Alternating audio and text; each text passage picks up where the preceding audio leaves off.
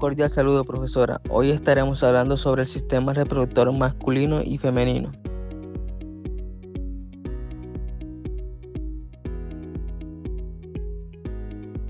Iniciando tenemos la introducción. La producción humana es un proceso biológico complejo cuyo objetivo es la formación de un nuevo individuo. Involucra la interacción coordinada de estructuras anatómicas, hormonas y procesos celulares que permiten la producción de gametos, la fecundación y el desarrollo embrionario.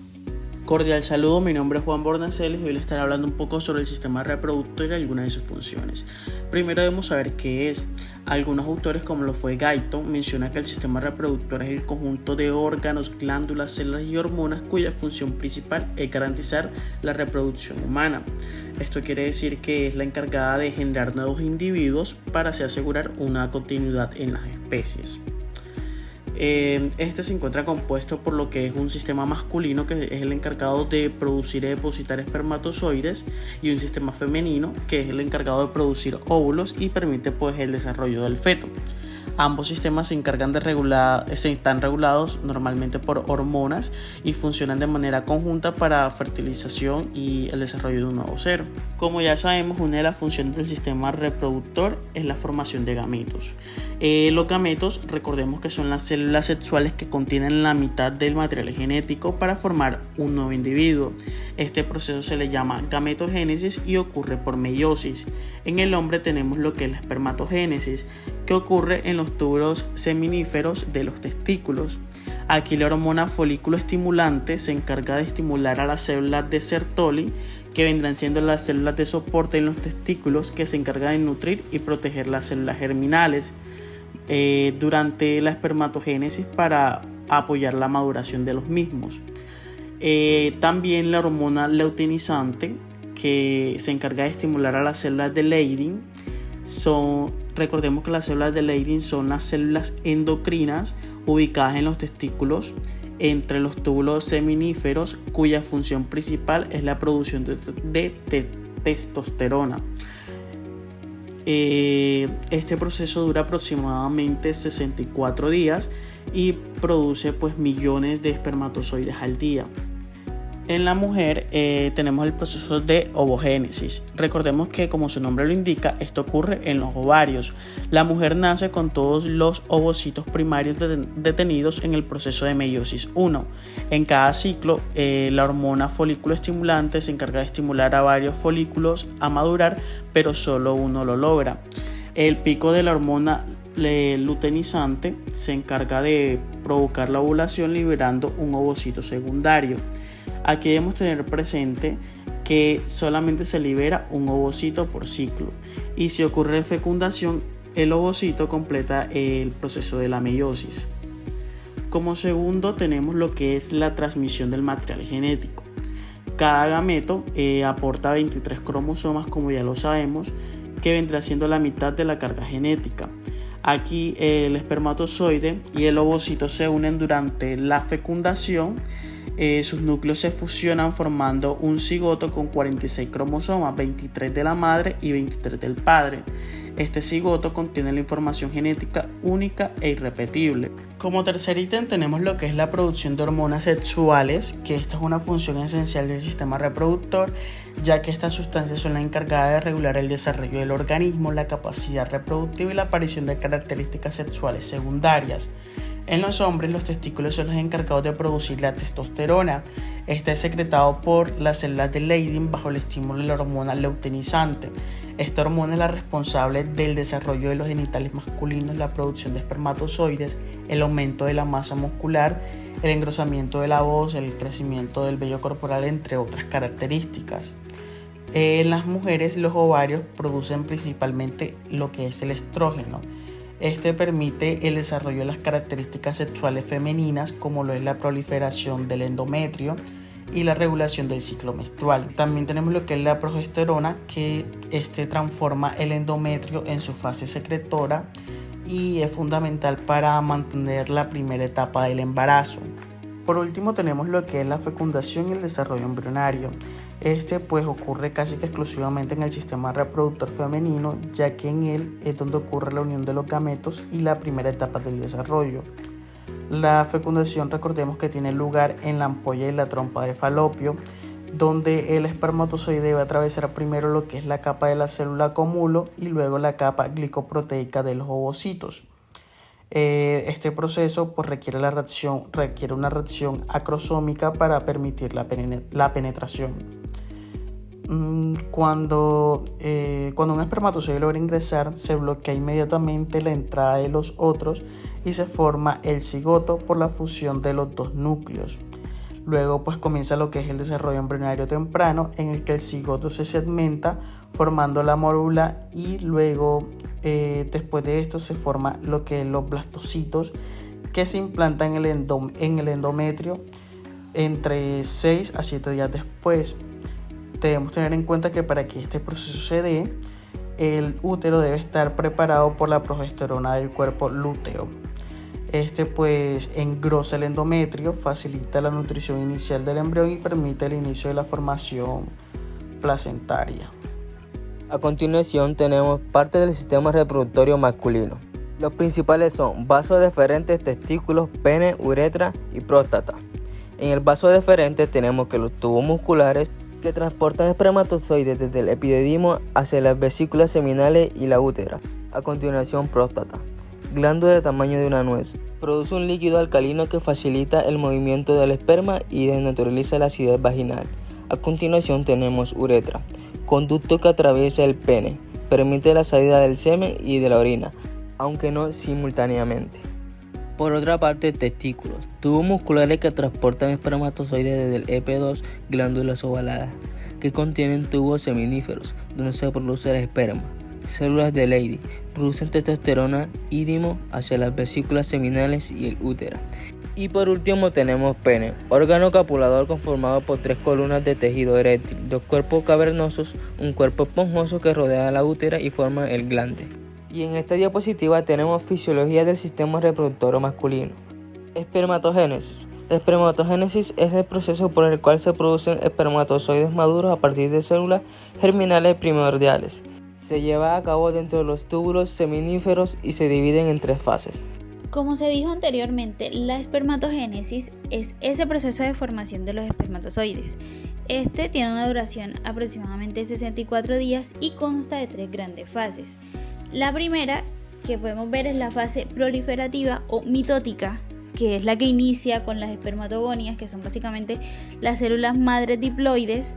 Estas se dividen por mitosis para formar más espermatogonias y posteriormente los espermatocitos primarios, y pues esta fase asegura un suministro constante de células germinales.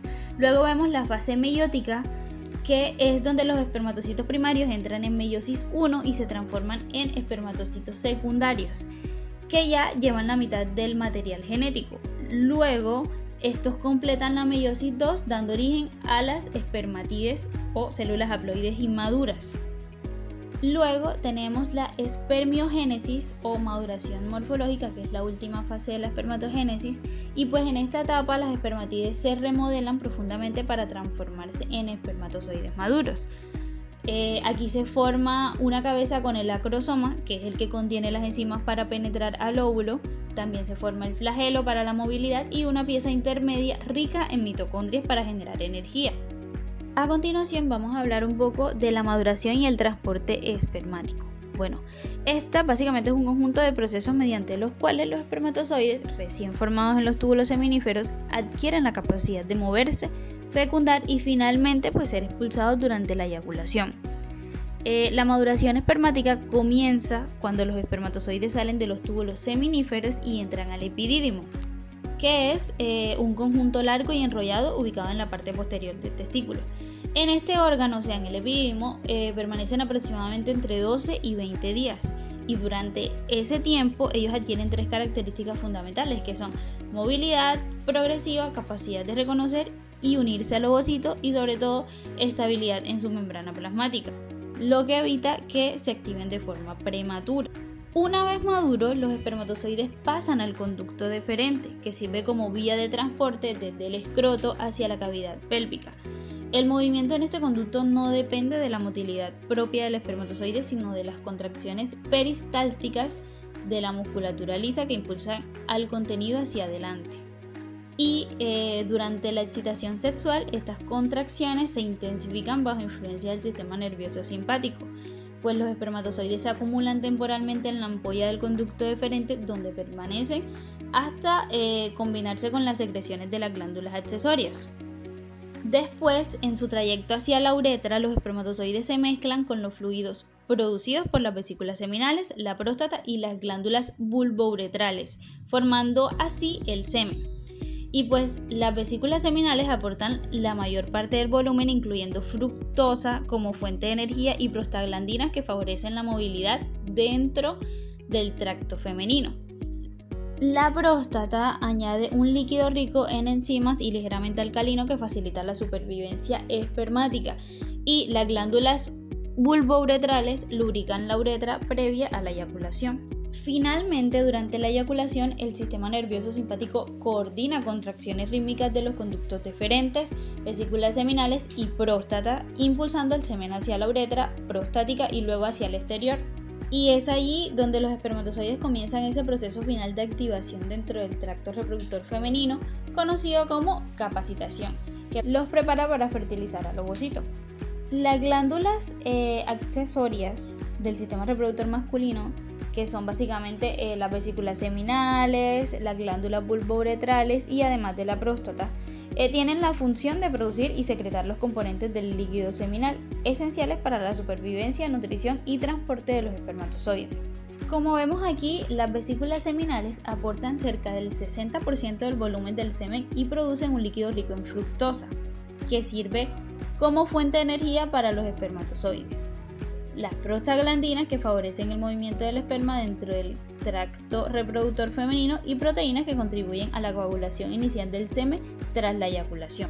A su vez, la próstata secreta un fluido lechoso, alcalino, que neutraliza la acidez vaginal, aumentando de esta forma la supervivencia espermática, y además aporta enzimas como la PSA, que ayudan a la licuefacción del coágulo seminal, permitiendo que los espermatozoides recuperen su movilidad.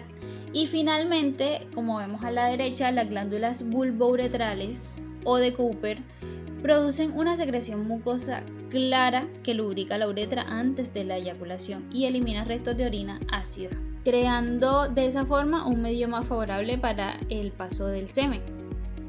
Y en conjunto estas tres pues transforman a los espermatozoides en células capaces de desplazarse, sobrevivir y alcanzar el ovocito. De esa manera pues se asegura la capacidad de fecundación del semen. Regulación hormonal masculina. Como vemos en la diapositiva, la regulación hormonal masculina está controlada por el hipotálamo, la hipófisis y los testículos, que básicamente son un conjunto coordinado que asegura tanto la producción de testosterona como el mantenimiento de la espermatogénesis. Si nos enfocamos un poco en la imagen que está en el medio, nos damos cuenta que primero, como primer paso, tenemos que inicia en el hipotálamo, el cual secreta de forma pulsátil la hormona liberadora de gonadotropinas, que es la GnRH, la cual estimula a la hipófisis anterior para liberar dos hormonas fundamentales, que son la FSH y la LH. Luego vemos que la FSH actúa directamente sobre las células de Sertoli ubicadas en los túbulos seminíferos, promoviendo la espermatogénesis, nutriendo y protegiendo a las células germinales en desarrollo y estimulando la producción de inhibina, que es una hormona que se encarga de regular negativamente la secreción de FSH. Por su parte, como tercer paso, tenemos que la LH actúa sobre las células de Leydig, que lo podemos ver ahí en la imagen, y esta pues induce la producción de testosterona, que es la principal hormona sexual masculina. Luego, como último paso, tenemos que la testosterona pues ejerce retroalimentación negativa, pues esta es esencial para la maduración de los caracteres sexuales secundarios, la función sexual, la libido y la continuidad del proceso espermatogénico dentro del testículo.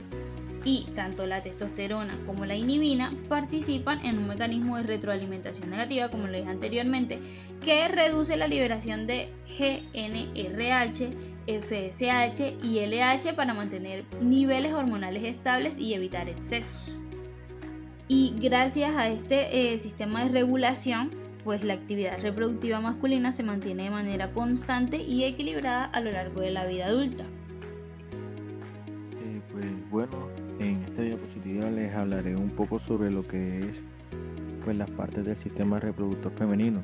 Y pues para comprender la fisiología es fundamental conocer las piezas del sistema. Y es que el aparato reproductor femenino tiene la función de producir óvulos y sintetizar hormonas. Y aquí vemos sus principales componentes. Y pues primero empezamos con los ovarios. Y es que los ovarios son la esencia del sistema como tal, ya que estos son responsables de producir los óvulos y de la síntesis de las hormonas sexuales clave, como cuáles, como los estrógenos y como la progesterona, ya que son como una fábrica y la central del control hormonal.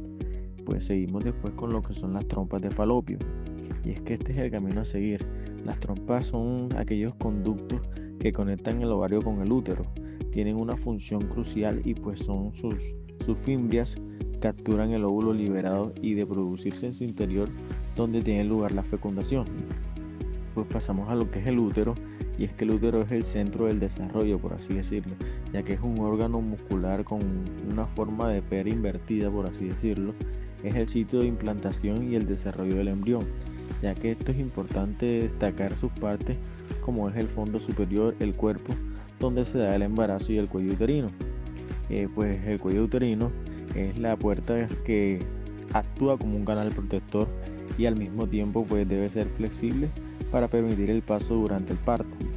Y finalmente pues vamos a la vagina, que es un conducto muscular que tiene múltiples roles, y pues este sirve para el coito y es la vía de salida de flujo menstrual, y por supuesto es el canal de parto.